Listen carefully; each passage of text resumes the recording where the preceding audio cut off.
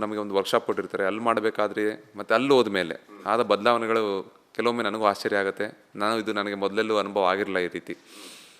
ಬಹುಶಃ ನಮ್ಮ ಆ ಜಾಗದ ಒಂದು ಮಹಿಮೆ ಇರ್ಬೋದು, ಮತ್ತು ಪ್ರತಿಷ್ಠಾಪನಾ ವಿಧಿವಿಧಾನಗಳಿರ್ಬೋದು, ಮತ್ತು ನಮ್ಮ ದೇಶ ಜನತೆ ಪ್ರೀತಿಯೂ ಸಹ ಅದರಲ್ಲಿ ಬದಲಾವಣೆಗಳು. ನೀವು ಹಿಂದೆ ಕೂಡ ಹೇಳಿದ್ರಿ, ಅಂದರೆ ಅದು ಪ್ರತಿಷ್ಠಾಪನೆ ಆದ ನಂತರ ಅದರಲ್ಲೊಂದು ಬದಲಾವಣೆ ಆಯಿತು ಅಂತ. ಹೌದು. ವಿಗ್ರಹ ಇದ್ದದ್ದು ರಾಮ ಆಗ್ತಾರೆ. ಅಂದರೆ ಅದರಲ್ಲಿ ಏನಾದರೂ ಬಣ್ಣದಲ್ಲಿ ಬದಲಾವಣೆ ಕಾಣುತ್ತಾ? ಏನು ಬದಲಾವಣೆ ಅಂತ ನಿಮ್ಗೆ ಅನಿಸಿದ್ದು? ಸರ್, ಬಣ್ಣದಲ್ಲಿ ಅಲ್ಲ, ನನಗೆ ಪೂರ್ತಿ ಆ ರೂಪದಲ್ಲೇ ಬದಲಾವಣೆ ಕಾಣ್ತು. ನನಗೆ ಬಣ್ಣ ಏನು ಬದಲಾವಣೆ ಆಗಲ್ಲ. ಅದು ಒಂದೊಂದ್ಸಲ ಏನಾಗುತ್ತೆ, ನಾವು ಹಾಕೋ ಲೈಟು, ಒಂದು ವೈಟ್ ಕಲರ್ ಲೈಟ್ ಕೊಟ್ಟರೆ ಅದು ವೈಟ್ ಶೇಡನ್ನು ಸ್ವಲ್ಪ ತಗೊಳುತ್ತೆ, ಸ್ಕಿನ್ ರೀತಿಯಿಂದ. ಗೋಲ್ಡ್ ಶೇಡ್ ಕೊಟ್ಟು ಗೋಲ್ಡ್ ತಗೊಳುತ್ತೆ. ಅದು ನನಗೆ ಪರಿಚಯ ಇದೆ ಅದ್ರ ಬಗ್ಗೆ. ನನ್ನ ವಿಗ್ರಹಕ್ಕೆ ಯಾವ ಬಣ್ಣದ ಲೈಟ್ ಕೊಟ್ಟರೆ ಯಾಕೆ ಕಾಣುತ್ತೆ ಅಂತ ನನಗೆ ಮುಂಚೆನೇ ಗೊತ್ತಿರುತ್ತೆ ನನಗೆ. ಅದನ್ನ ಮೀರಿ ಏನೋ ಬದಲಾವಣೆ ಆಗಿದೆ, ಬಟ್ ಏನು ಅಂತ ನನಗೂ ಗೊತ್ತಾಗ್ತಾ ಇಲ್ಲ.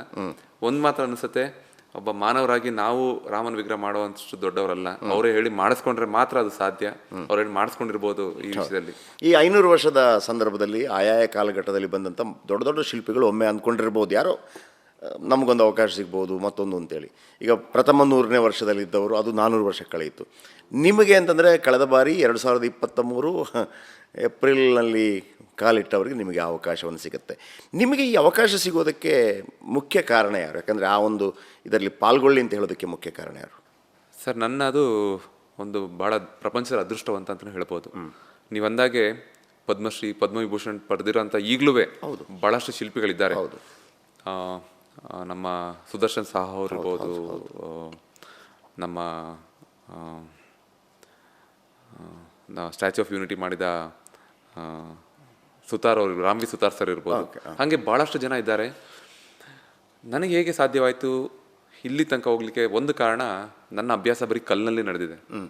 ನಾನು ಮೊದಲಿಂದ ಕಲ್ಲಿನಲ್ಲಿ ನನ್ನ ಕೆತ್ತನೆಗಳನ್ನ ಭಾಳಷ್ಟು ಮಾಡ್ತಾ ಬರ್ತೀನಿ. 100ಕ್ಕೆ 80% ನನ್ನ ಕಲ್ಲಿನ ಕೆಲಸಗಳೇ ಇರುತ್ತೆ. ಒಂದು, ನನ್ನ ಕಲ್ಲಿನ ಮೇಲೆ ಇದ್ದ ಒಂದು ಗ್ರಿಪ್ ಇರ್ಬೋದು. ಮೊದಲನೇದು ಕಾರಣ ನಮಗೆ ಸರ್ ಶಂಕರಾಚಾರ್ಯರದ್ದು ಮಾಡಿದ್ದು ಕೇದಾರ್ನಾಥ್ಗೆ. ನಮ್ಮ 12 ಜ್ಯೋತಿರ್ಲಿಂಗಗಳಲ್ಲಿ ಒಂದಾದ ಕೇದಾರ್ನಾಥ್. ಅದಾದ ಉದ್ಘಾಟನೆಯಾದ ನಂತರ ಇಮಿಡಿಯೇಟ್ ಆಗಿ ನಮ್ಮ ಪ್ರಧಾನಮಂತ್ರಿಗಳ ಕಾರ್ಯಾಲಯದಿಂದ ಕಾಲ್ ಬರುತ್ತೆ. ಪ್ರಧಾನಮಂತ್ರಿಗಳಿಗೆ ಭಾಳಷ್ಟು ಇಷ್ಟ ಆಗಿದೆ, ನಿಮ್ಮನ್ನ ಭೇಟಿ ಮಾಡಬೇಕು ಅಂತ.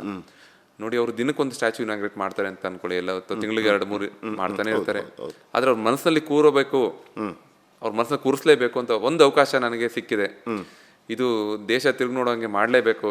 ನಮ್ಮ ಮನೆತನ 300 ವರ್ಷಗಳಿಂದ ಮಾಡ್ತಾ ಬರ್ತಾ ಇದ್ದೆ. ನನಗೊಂದು ಅವಕಾಶ ಬಿಡಬಾರ್ದು. ಅಷ್ಟು ಶ್ರದ್ಧೆಯಿಂದ ಮಾಡಿದ ಅಲ್ಲಿ ನನಗೆ ಒಂದು ಬ್ರೇಕ್, ಒಂದು ನಮ್ಮ ವೃತ್ತಿ ಜೀವನದಲ್ಲಿ ಒಂದು ದೊಡ್ಡ ತಿರುವು. ಉತ್ತರ ಭಾರತದ ಕಡೆಗೆ ನನ್ನ ಪಯಣ. ಕಲ್ಲಿನಲ್ಲಿ ಇಷ್ಟು ಚೆನ್ನಾಗಿ ಮಾಡ್ಬೋದಾ ಅಂತ ಅವ್ರಿಗೂ ಅನಿಸಿದ್ದುಂಟು. ಅದಾದ ನಂತರ ನನಗೆ Netaji Subhash Chandra Bose India Gate, Republic Day ದಿವಸ ನಮ್ಮ ಒಂದು ಟ್ಯಾಬ್ಲೋ ಆ ರೋಡಲ್ಲಿ ಹೋಗ್ತಿದೆ ಅಂದರೆ ಅಷ್ಟು ಖುಷಿ ಪಡ್ತೀವಿ ಕರ್ನಾಟಕದವರು. ಅಲ್ಲಿ ಶಾಶ್ವತವಾಗಿ ಉಳ್ಕೊಳ್ಳೋಂಥ ಒಂದು 30 ಅಡಿ ಎತ್ತರ ಗ್ರಾನೈಟ್ ಪ್ರತಿಮೆ ಮಾಡೋ ಅವಕಾಶ. ಅದಾದ ನಂತರ ಈ ಒಂದು ಕಾರ್ಯಕ್ಕೆ